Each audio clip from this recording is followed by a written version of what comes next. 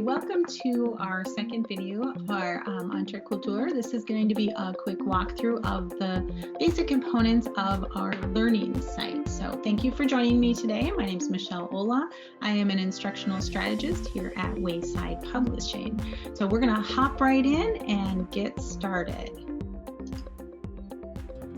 So in addition to the textbook, the physical hardcover textbooks, we also have one of the features of the learning site you're going to see is going to be the flex text. So the flex text ebook is going to be the same layout and the same content as the actual textbook.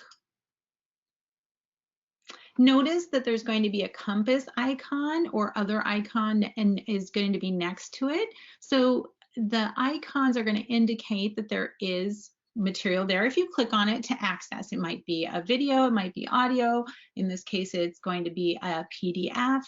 The icons, so that you know what all of those mean, can be found in the teacher's edition in the front of the textbook, either the online or the physical textbook. So you can print that and give yourself a little cheat sheet so that you can see quickly and easily what all of the icons mean. The flex text ebook, again, it's going to have all of the same icons as the actual textbook does. Here's some of those icons that you might find. And the second component, so we've got our online textbook, the flex text, and we also have our Explorer course. The Explorer course is the heart of the online environment. So this is where you're going to find the student roster, all of the digital content, the audio files, video files, PDFs, online activities, assignments, gradebook, all of that information is going to be under the Explorer course of your textbook. And the final section, overall section that we're going to look at is the portfolio, the can-do statement portfolio. So each student will have their own language portfolio where they can self-assess their progress towards meeting the can-do statements and set goals for increasing their level of performance. So if you watched the previous video, you will notice that we did have PDFs of the can-do statements that are printable and students are able to self-assess on those. But we also have a digital version, which is much more interactive and valuable to students. And you'll notice students are able to do things like add files, add an audio recording or video recording to provide evidence of their self-assessment. So those are some things that we're going to actually look at a little bit more in depth today. The Wayside EntreCultures does work on all devices, whether it is a desktop, iPod, iPad, iPhone, Android phone. It works on them all. We do recommend it is best optimized for Google Chrome. And if you do have an iPad or an iPhone, you're going to want to download the iOS app in order to get the functionality of the website. So the first section we're going to look at is going to be the Explorer course. So as I mentioned previously, the Explorer is the heart of that online environment where all of the stuff is kept. Explorer courses are designed to be intuitive in their organization, in the fact that each course is organized identically to the textbook, and they're in a file folder sort of system. The other great part about that is the teacher and the student accounts are virtually identical. The only thing that students do not have is going to be access to the teacher's resource folder. Obviously, they aren't going to be able to assign assignments, and of course, they can't access other students' work. So we're going to look at some different tabs and some different areas in the Explorer course, and we're going to start with the Content tab. So under the Content tab, we will find all the online resources that accompanies EntreCultures organized identically to the student edition. Content includes downloadable audio and video clips, downloadable PDFs, in addition to flashcard activities that are only able to be used online. There's also activities for student practice. In the online Explorer course, those practice activities are referred to as quizzes, but don't think of them as just an assessment or quizzes. It's any activity that students are able to be graded on and practice. There's also discussion forums. So students are able to interact in written or video, audio sort of format outside of class. And there are also extension resources and activities in the Explorer course that are not found in the textbook.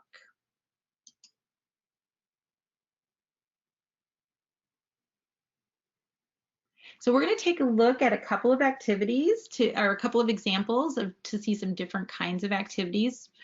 Note that all of the icons are going to give us a clue as to what kind of activity it is. So when you see a stopwatch, that's going to be an online activity. Interpretive text is going to be embedded, such as images, print, text, audio, video. So you're going to see this is an audio activity, and you're going to see the audio is embedded right with the activity. Learners can complete this task online and submit it for grading. Discrete response items such as yes, no, true, false, multiple choice, single word responses, those kind of things are graded by the program, which is going to save you time. And then you're going to only have to go in and do the more meaty assignments that need your wisdom in grading. For tasks that require an oral response, students have the option of doing an audio recording or a videotaping themselves. For tasks requiring a written response, note that students type in the box just like a Word document, including they can embed links, they can put images in there, they can change the text color. There's also a tool for adding the accent marks and tildes and those type of things. If they're working on an Apple product, students can use the regular keystrokes of holding down the E, for example, to get the accented mark. They don't need to use that box. A page icon indicates a PDF document which learners can download and save to their device. Then they can click on them and type in them and then save their response. It's important that they save the document and then they can go ahead and submit that through a different maybe LMS like your Google Classroom or Canvas or something like that, or they could print it and turn it in manually. Video or audio resources are also available through the Explorer course. So these files can be played online or you can download them to a device. As we saw earlier, they're often embedded with the online activities that accompany them.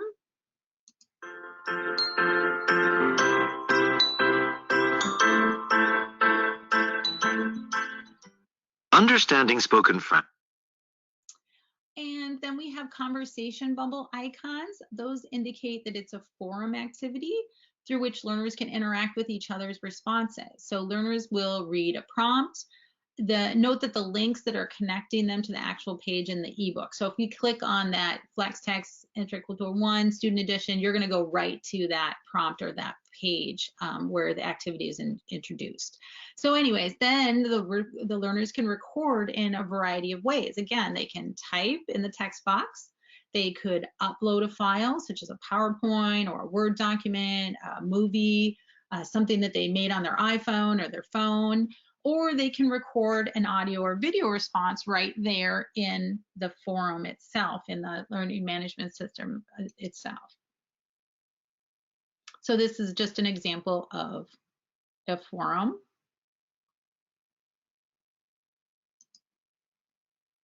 And then we're also going to see some open-ended activities such as free response, audio recordings, video recordings.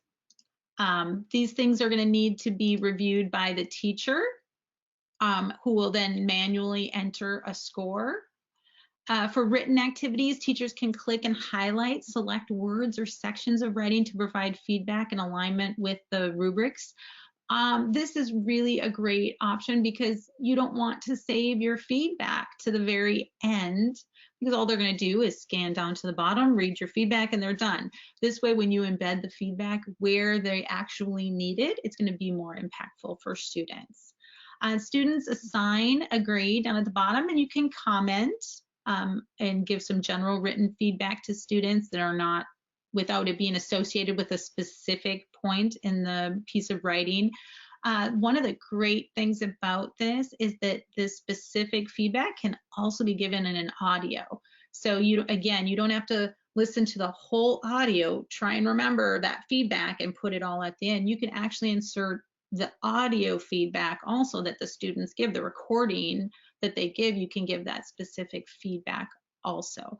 You just want to make sure that you always hit, save, and make sure that you save the comments that you were entered.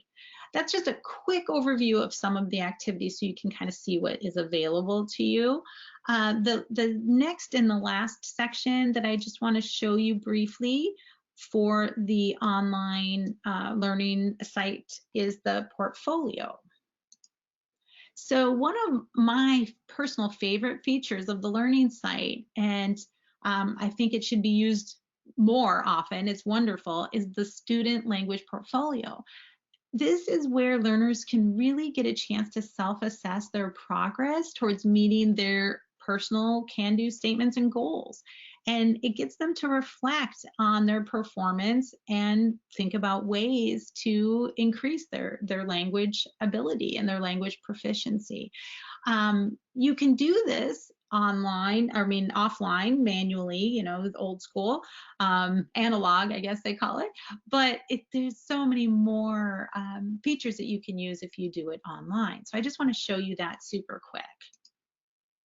So in their online language portfolio, students are able to assess themselves. So they're going to go here and do a 1, 2, or 3, for example, on their understanding, mastery of that can-do statement. And then the great part is that they can actually give evidence of why they say that is the case. So, for example, students can record their progress. So, for example, the second can-do statement where it says, I can ask and answer simple questions about identity, they could get a friend and they could record themselves going back and forth and doing this and submit this as their evidence of it. So they can add they can add an audio file, they could add a video file, they could add a PowerPoint that they did that they're proud of that shows the evidence of their mastery.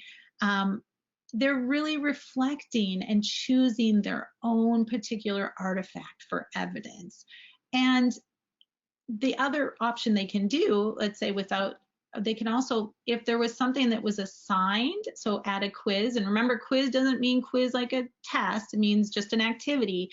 If you had assigned something that went along with page 49, for example, and they did very well on it, they could actually just assign their results of that quiz saying, I understand this because this is what I got.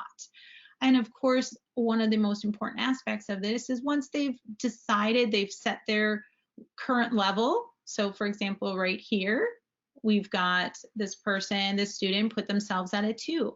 Well, it's important then that as a teacher, you could go back in, give them some feedback on, well, wonder if you tried this, and to get you to feel, to mastery, to their upper level of understanding of the can-do statement. You can give them some feedback, and then they can go back in and change this and upload new evidence. So that's a wonderful feature for student self-assessment, where students can take ownership of their own goals and their own language learning, it was just very empowering for students. So this was just a really brief overview of the learning site for EntreCultures. I hope that it kind of helped you a little bit navigate around, and I thank you for taking the time to learn about this today. My name is Michelle Ola. You can contact myself or any of the other instructional strategists if you have questions, and you can always learn more about Wayside Publishing by going to www.waysidepublishing.com.